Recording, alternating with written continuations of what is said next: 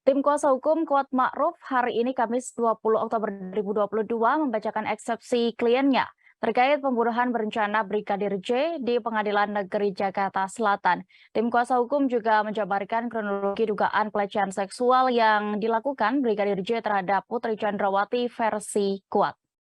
Dalam pembacaan eksepsi, tim kuasa hukum Kuat Ma'ruf membacakan yang dinilai fakta peristiwa di Magelang, Jawa Tengah. Disebutkan sesuai BAP para saksi dan rekonstruksi, kejadian terjadi pada 7 Juli 2022 sore menjelang maghrib. Saat itu terdakwa Kuat Ma'ruf berada di teras rumah melihat dari pintu kamar Putri Chandrawati ada korban Yosua Huta Barat yang mengendap-endap diduga setelah melakukan tindakan asusila.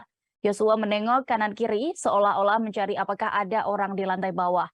Terdakwa Kuat kemudian meneriaki Yosua yang langsung lari ke arah dapur hingga garasi lalu kembali masuk ke dalam rumah melalui pintu depan.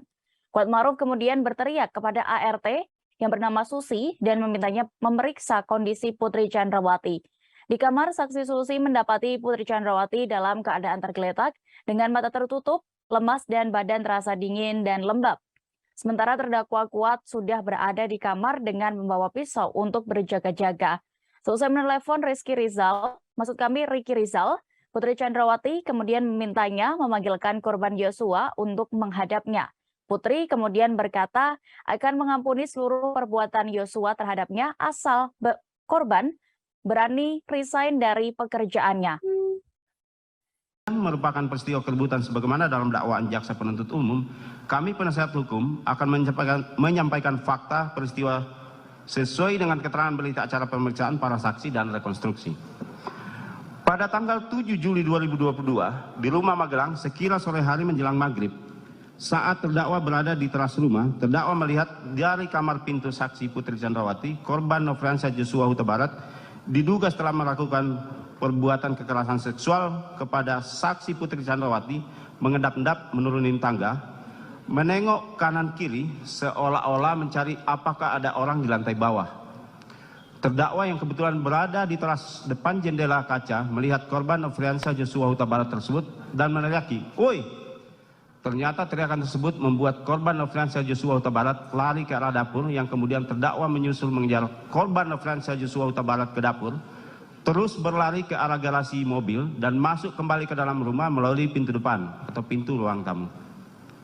Sambil terus mengejar korban Nofriansah Joshua Huta Barat, juga melalui pintu ruang tamu, terdakwa lalu berteriak kepada saksi Susi, "Susi, lihat ibu, lihat ibu." Kemudian Susi lari ke kamar saksi Putri Chandrawati dan Susi berteriak, "Ibu, ibu, ibu." Akhirnya terdakwa berhenti mengejar korban Nofriansah Joshua Huta Barat. Terdakwa kemudian lari ke atas kamar saksi Putri Chandrawati melalui ruang makan, kemudian mengambil pisau untuk berjaga-jaga.